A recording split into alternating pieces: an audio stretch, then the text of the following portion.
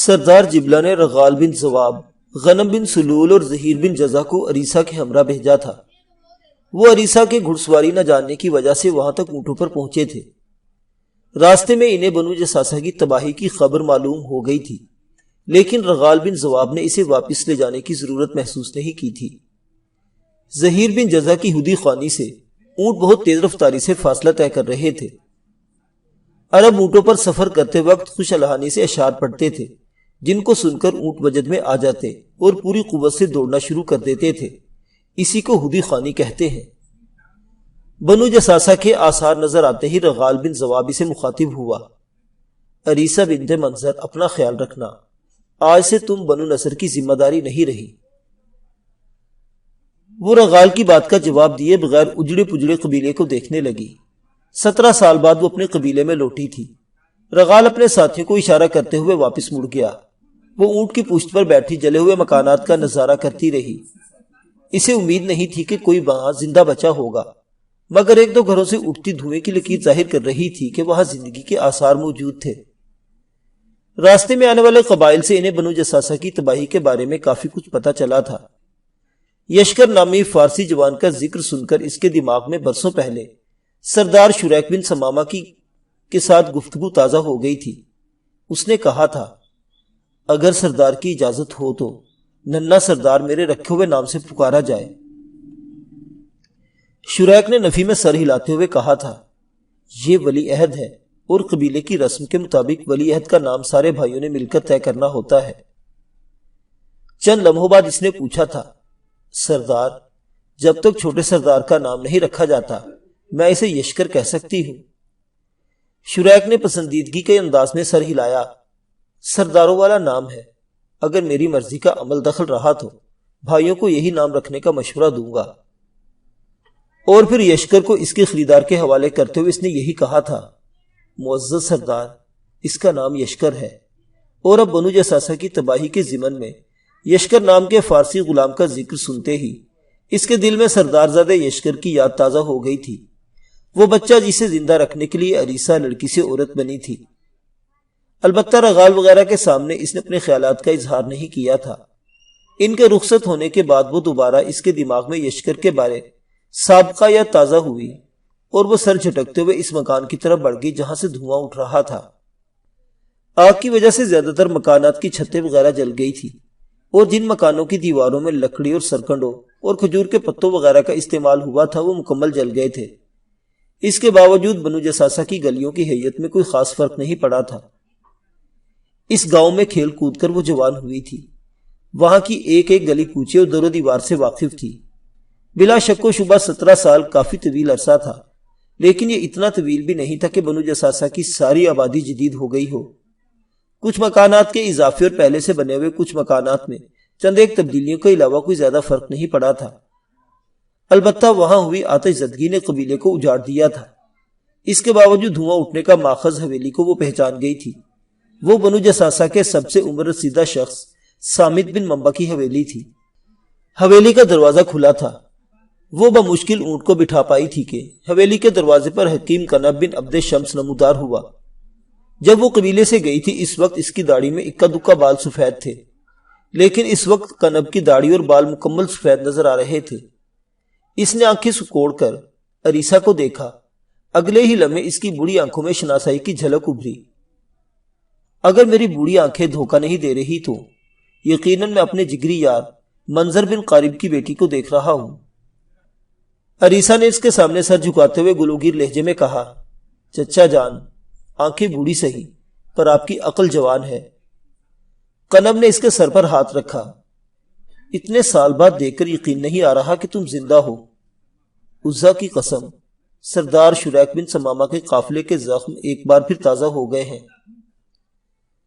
وہ افسردگی سے بولی، حالیہ مصیبت تو ہمارے قافلے کو پیش آنے والے حادثے سے کئی گنا بڑی نظر آ رہی ہے۔ کنب نے گہری آہ بھرتے ہوئے کہا، درست کہا، اب بنو جساسہ بھولی بسری داستان بن چکا ہے۔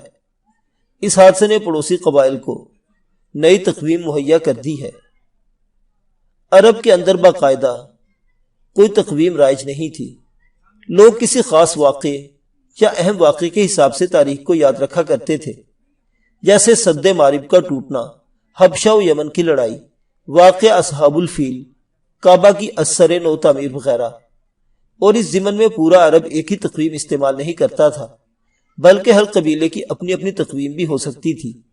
یعنی کسی واقعے کی تاریخ بتانے کے لیے وہ یوں کہا کرتے تھے، یہ واقعہ حبشہ و یمن کی لڑائی کے اتنے عرصے بعد پیش آیا۔ عربوں میں باقاعدہ تقویم کا آغاز سیدنا فاروق اعظم رضی اللہ تعالی عنہ کے دور حکومت میں ان کے حکم پر عمل میں آیا، اور حضور صلی اللہ علیہ وسلم کی مبارک ہجرت اس کی بنیاد ٹھہرائی گئی۔ عریسہ بھی گہری آہ بھر کر رہ گئی تھی۔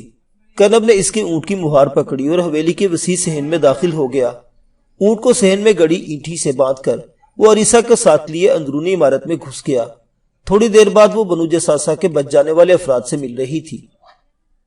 گھوڑے کے ریت پر پاؤں مارنے اور خوفزدہ آواز نکالنے پر یشکر فوراً جاگ گیا تھا۔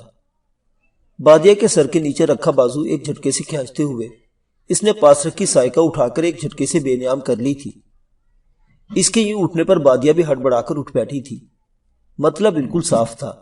21-22 کے چاند کی مدھم روشنی میں یشکر نے بڑی جسامت کے دو بھیڑیوں کو پہچاننے میں غلطی نہیں کی تھی۔ شاید وہ نر مادہ تھے اور اس وقت ان کے ارادے خاصے خطرناک نظر آ رہے تھے۔ اگر یشکر کی آنکھ امبر کی ہنہناہٹ پر نہ کھلتی تو انہیں ناقابل تلافی نقصان پہنچ چکا ہوتا۔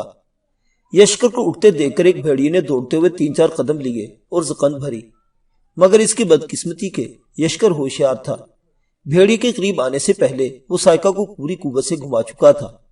بھیڑیے کی گردن کئی قدم دور جا پڑی تھی، جبکہ اس کے بے سر کا دھڑ ان کے بستر کے قریب ہی گر کر تڑپنے لگا تھا۔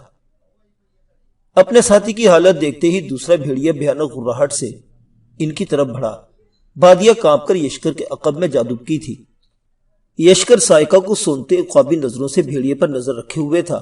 چاند کی روشنی میں وہ بھیڑیے کی نقل و حرکت پر آسانی سے نظر رکھ سکتا تھا۔ بھیڑیے کی جلغار کے ساتھ وہ بھی گھٹنوں میں مناسب خم کیے تیار ہو گیا تھا۔ دوسرے نے بھی پہلے بھیڑیے کی طرح چند قدم تیز رفتاری سے لے کر زور سے اچھلا اور اس کے ساتھ ہی یشکر نے ایک قدم لیتے ہوئے اپنے بازوں کو تیزی سے گھمایا۔ سائیکہ نے اس کے حکم کی تعمیل میں ذرا بھی سستی نہیں دکھائی تھی۔ دوسرے بھیڑیے کا سر پہلے بھیڑیے کے سر سے 2 قدم دور گرا تھا۔ یشکر بمشکل ہی سیدھا ہو پایا تھا کہ بادیہ شدت سے اس سے آن لپٹی تھی۔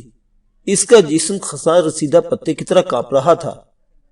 میری سردارزادی ڈر گئی ہے؟ سائیکہ کی نوک ریت میں گاڑتے ہوئے یشکر نے بادیہ کے لرزتے وجود کو بازوں کے گھیرے میں لے لیا تھا۔ کتنے بھیانک تھے! بادیہ نے خوف سے پھریری لی۔ وہ چاہت سے بولا، تو کیا سردارزادی کا یشکر موجود ہے نا؟ وہ اس کی چھاتی میں منہ گھسیٹتے ہوئے بولی، ہمیشہ پاس ہی رہنا، کبھی چھوڑ کے نہ جانا۔ اتنی مشکل سے حاصل کیا ہے سردارزادی کو، اب جدا ہو کے مرنا ہے کیا؟ چلتے ہیں، مجھے ڈر لگ رہا ہے یہاں۔ اس نے پہلی بار بھیڑیوں کو اتنے قریب سے دیکھا تھا اور اب تک سہمی ہوئی تھی۔ میرے ہوتے ہوئے بھی ڈر لگ رہا ہے۔ یشکر نے اسے بازو میں بھرا اور ریت پر بچھے کمبل پر لٹا کر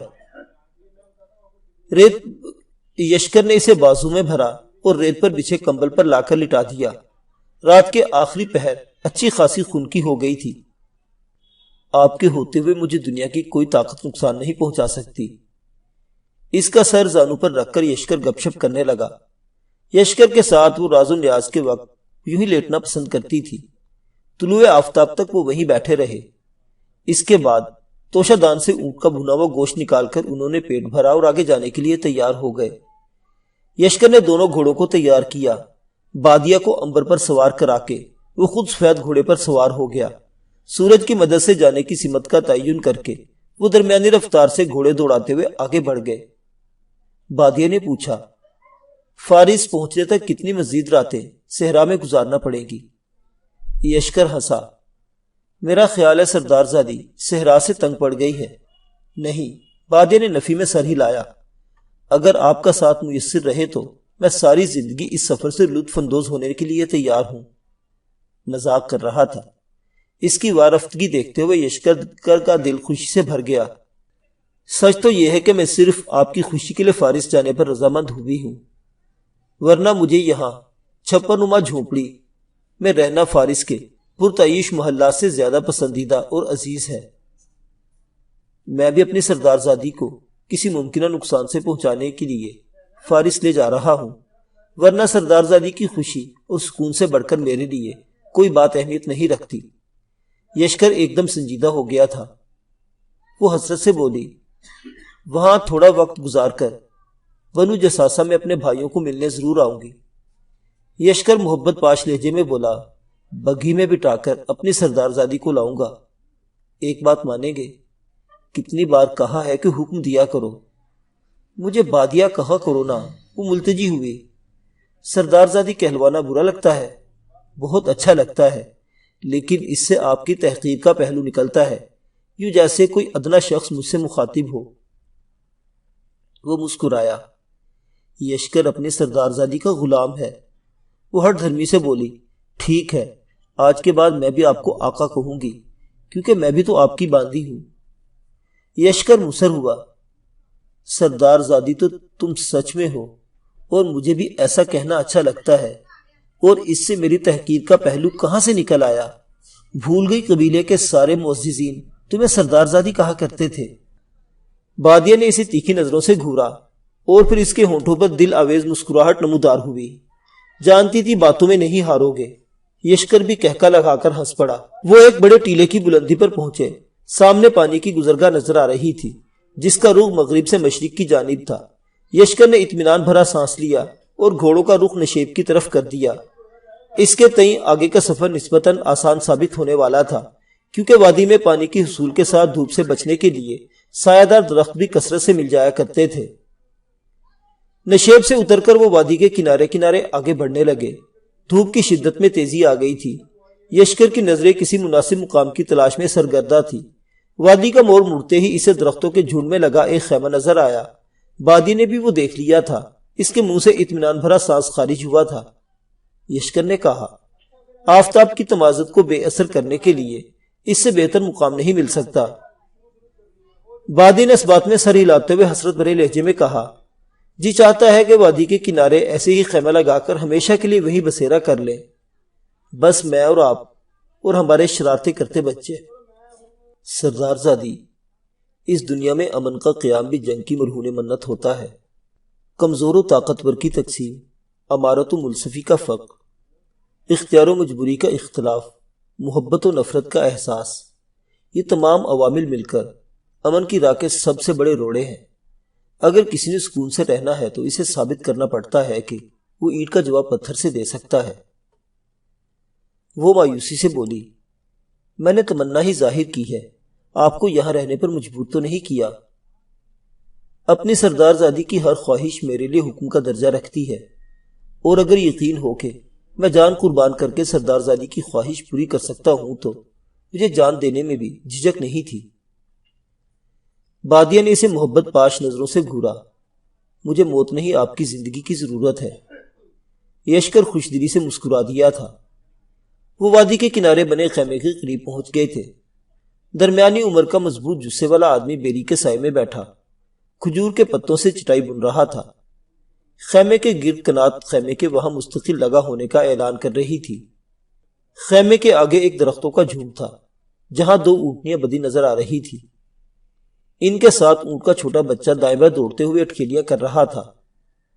خیمہ 3 درختوں کی قطار کے نیچے اس خوبصورتی سے لگایا گیا تھا کہ اس پر دھوپ بہت کم لگ رہی تھی۔ تمہاری دوپہر سلامتی والی ہو۔ قریب پہنچتے ہی یشکر نے سلام کہا، خوش آمدید۔ وہ کھڑے ہو کر مسکرایا۔ یشکر نے گھوڑے سے اترتے ہوئے پوچھا، ہمیں دوپہر کا وقت گزارنے کی اجازت مل سکتی ہے؟ معانقہ کے لیے بازو پھیلاتے ہوئے وہ مسکرایا، ہماری خوش قسمتی کے مہمان آئے۔ اس سے گلے مل کر یشکر بادیہ کے قریب ہوا۔ وہ نزاکت سے اس کے زانوں پر پاؤں رکھ کر نیچے اتر آئی تھی۔ ان کا میزبان خوش دلی سے ہنسا، لگتا ہے اجنبی اپنی ہمسفر کا سچا قدردان ہے۔ یشکر نے اس بات میں سر ہلاتے ہوئے کہا، میرا نام یشکر ہے، اور یہ میری شریک حیات سردار زادی بادیہ ہے۔ میرا نام آمہ بن مقیس ہے، آئیں بیٹھے۔ اس نے بیری کے تنے کے ساتھ گھول لپٹی چٹائی کھولی اور ان کے لیے ریت پر بچھا دی۔ وہ خود لکڑی کی چوکی پر بیٹھا تھا۔ چٹائی کو دیکھ کر لگ رہا تھا کہ وہ تھوڑی دیر پہلے ہی تکمیل کے مراحل سے گزری ہے۔ ان دونوں کے بیٹھتے ہی وہ خیمے کی طرف متوجہ ہو کر چلایا، خلیصہ، مہمان آئے ہیں۔ خیمے کا پردہ ہٹا کر فربہی مائل تنومند جسم اور مضبوط ہاتھ پاؤں کی ایک عورت نمودار ہوئی۔ وہ یقیناً عامہ بن مقیس کی بیوی تھی۔ گندمی رنگت، ماتھے پر بنے مصنوعی نیلگو ستارے، ایک ستارہ تھوڑی میں بھی کھدا ہوا تھا، موٹی سیاہ آنکھیں، گلے میں سرخ رنگ کا آبگینوں کا ہار، کانوں میں گول طلائی قرط جن میں 3 سفید موتی جگمگا رہے تھے، ناک کے دونوں نتنوں میں کالے رنگ کے موٹے نگینے والے کوکے، کلائیوں میں ہاتھی دانت کے بنے ہوئے کنگن، دونوں ہاتھوں کی انگلیاں چھوٹی انگشتری سے مزین، پاؤں میں چاندی کی پازیب، سرخ رنگ کا چوغا نما قمیص اور کمر سے نطاق بندھا ہوا تھا۔ سنہرے بالوں اور تیکے نکوش کی مالک خلیصہ ایک خوبصورت عورت تھی۔ اس کی آنکھیں دیکھ کر یشکر کو عجیب سی بے چینی ہوئی تھی۔ خلیصہ نے قریب ہو کر بادیہ کو گلے سے لگا کر اس کے رخسار پر بوسہ دیا اور یشکر کی طرف دیکھ کر تعظیماً سر جھکا لیا تھا۔ جو ہی وہ بادیہ سے مل کر پیچھے ہٹی، عامہ بن مقیس نے کہا، سرخ ٹھنڈی شراب پلا کر مہمانوں کی تھکن اتار دو۔ بادیہ جلدی سے بولی، میں پانی پینا پسند کروں گی۔ خلیصہ کے چہرے پر معنی خیز مسکراہٹ ابھری، بہتر ہے۔ نامعلوم یہ کہنا اس بات کے معنوں میں تھا یا اس نے بادیہ کی شراب نہ پینے کے عمل کو سراہا تھا۔ آپ لوگ کہاں سے آ رہے ہو اور کہاں جانے کا ارادہ ہے؟ عامہ بن مقیس کھجور کے پتے اٹھا کر ایک بار بھی چٹائی بننے میں مصروف ہو گیا تھا۔ یشکر نے کہا، بنو قطام سے بنو کاظمہ کا ارادہ باندھ کر نکلے تھے۔ اس نے امبر کی طرف دیکھتے ہوئے تحسین آمیز لہجے میں کہا، سردار زادی کی سواری مجھے پسند آئی ہے۔ بادیہ ہلکی ندامت سے بولی، اگر یہ مجھے محبوب شوہر کی طرف سے مہر میں نہ ملا ہوتا تو آپ کو بخش دیتی۔ عامہ نے عجیب سے لہجے میں کہا، سردار زادی، پسندیدہ چیز کے حصول کے لیے انسان جانے کتنے جتن کرتا ہے۔ یقیناً تمہیں پانے کے لیے محترم یشکر کو بڑے پاپڑ بیلنے پڑے ہوں گے۔ بادیہ حیا آلود لہجے میں بولی، آپ کا اندازہ درست ہے۔ یشکر کو میاں بیوی کا انداز بے چینی میں مبتلا کر رہا تھا۔ وہ پوچھنے لگا، یہاں نزدیک کوئی آبادی نہیں ہے؟ ہمیں ویرانے پسند ہیں۔ براہ راست جواب دینے کے بجائے اس نے بالواسطہ یہ تاثر دینے کی کوشش کی تھی گویا نزدیک کوئی آبادی موجود نہیں ہے، لیکن یشکر اس کے جواب سے مطمئن نہیں ہوا تھا۔ اسی وقت خلیصہ ہاتھوں میں چھاگل اور آب خورا لیے نمودار ہوئی۔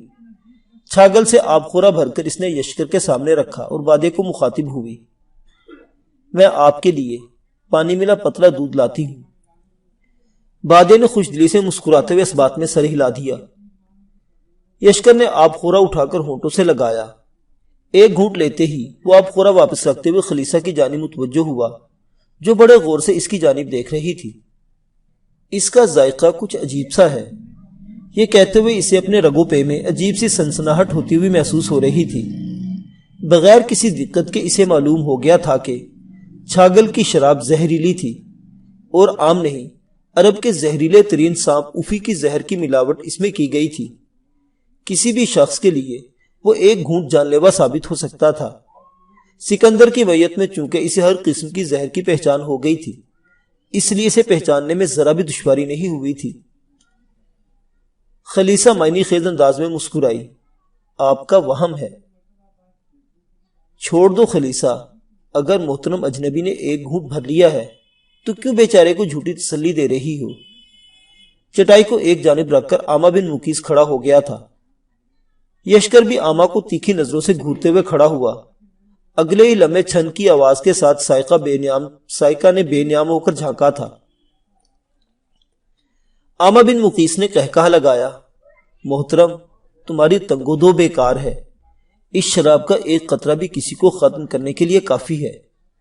اگر مجھے امید ہوتی کہ چند قدم بھی لے پاؤ گے تو تمہیں اپنے بسائے ہوئے قبرستان کی جانب چلنے کی دعوت دیتا۔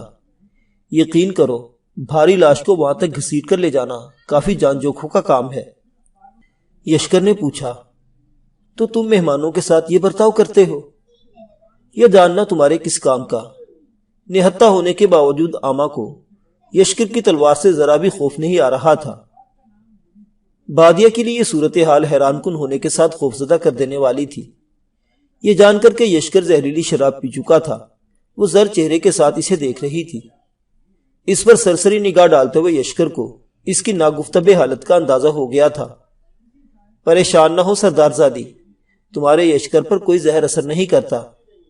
اسے تسلی دے کر وہ آما کی جانب متوجہ ہوا۔ تم نے بھی سن لیا ہوگا، اور یقیناً اب اپنے سوال کا جواب پانے کا حقدار ہو گیا ہوں۔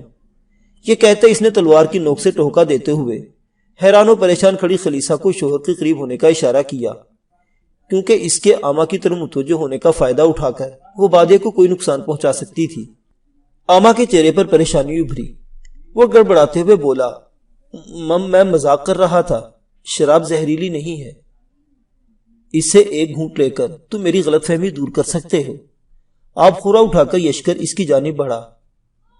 آما نے بے چارگی سے آب خورے کو تھامنے کے لیے ہاتھ آگے بڑھایا، اور ہاتھ میں آتے ہی اس نے ایک دم آب خورا یشکر پر دے مارا۔ یشکر کا ہاتھ سورج سے اپنے چہرے اور آب خورے کے درمیان میں حائل ہوا تھا۔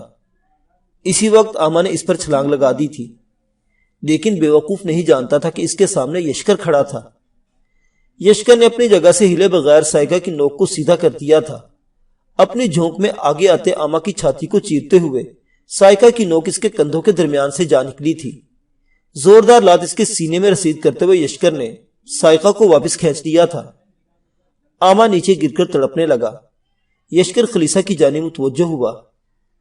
اس نے سورج سے پیشکش کی، بغیر مہر دیے مجھے اپنی بیوی بنا سکتے ہو۔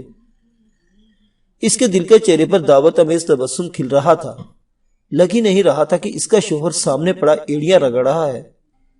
یشکر کے کچھ کہنے سے پہلے اس کے عقب میں کھڑی بادیہ نے ایک دم اس کے ہاتھ سے تلوار جھپٹی اور دستے پر دونوں ہاتھ جماتے ہوئے خلیصہ کی جانب بڑھی، لیکن اس سے پہلے کہ وہ وار کرنے میں کامیاب ہو پاتی، یشکر نے اسے دونوں بازوؤں سے تھام لیا تھا۔ چھوڑو مجھے۔ بادیہ کا غصہ قابل دید تھا۔ بات تو سنو۔ یشکر نے دونوں بازو سے پکڑ کر مچلتی ہوئی بادیہ کا رخ اپنی جانب موڑا۔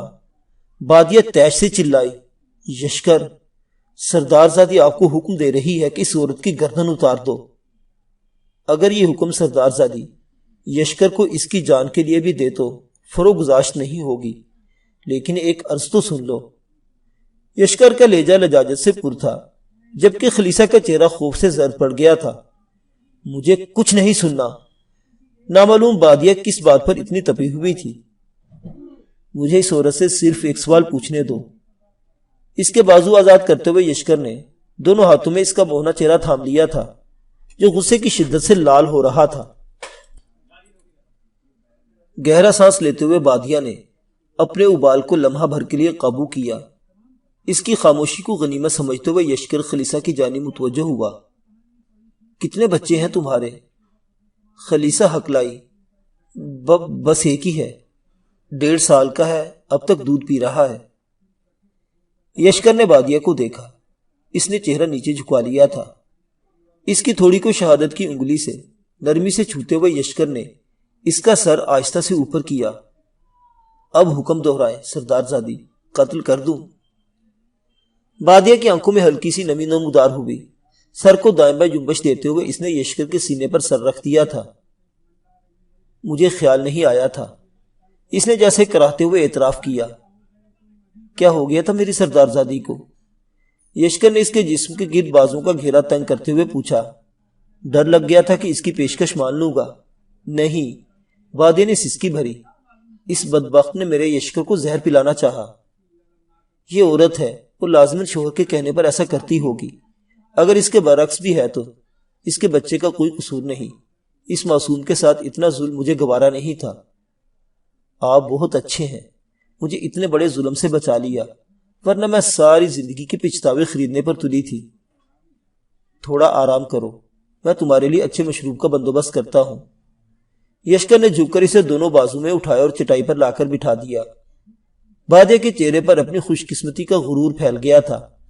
عورت کی ترجیحات ہر زمانے میں ایک سی رہی ہیں، اور ایک عورت کی سب سے بڑی خواہش ہوتی ہے کہ اس کا شوہر اس کی ناز برداریوں میں لگا رہے۔ بادی نے اندیشہ ظاہر کیا، پتہ نہیں انہوں نے کس کس مشروب میں زہر کی ملاوٹ کی ہوگی۔ یشکر کے ہوتے ہوئے سردار زادی کو یہ فکر کرنے کی ضرورت نہیں۔ بادی نے زہریلی شراب کا تصور کرتے ہوئے خوف سے پھریری لی اور بے یقینی سے مستفسر ہوئی۔ سچ میں آپ پر زہر کا اثر نہیں ہوتا؟ اس بات میں سر ہلاتے ہوئے وہ اس کا گال تھپ تھپاتا ہوا بولا، لمبی کہانی ہے، تفصیل بعد میں سن لینا۔ بادیہ کے ہونٹوں پر دل آویز تبسم نمودار ہوا۔ ٹھیک ہے۔ یشکر نے سائقہ کو آما کے لباس سے رگڑ کر صاف کیا اور نیام میں ڈال کر خلیصہ کو خیمے کی طرف بڑھنے کا اشارہ کیا۔ وہ خوف سے منجمد اب تک وہیں کھڑی تھی۔ اگر یشکر نے بر وقت بادیہ کو نہ پکڑا ہوتا تو اب تک اس کی لاش بھی ٹھنڈی ہو چکی ہوتی۔ معزز سامعین حضرات، عرب و عجم کی یہ حسین داستان ابھی جاری ہے۔ بقیہ واقعات اگلی قسط میں۔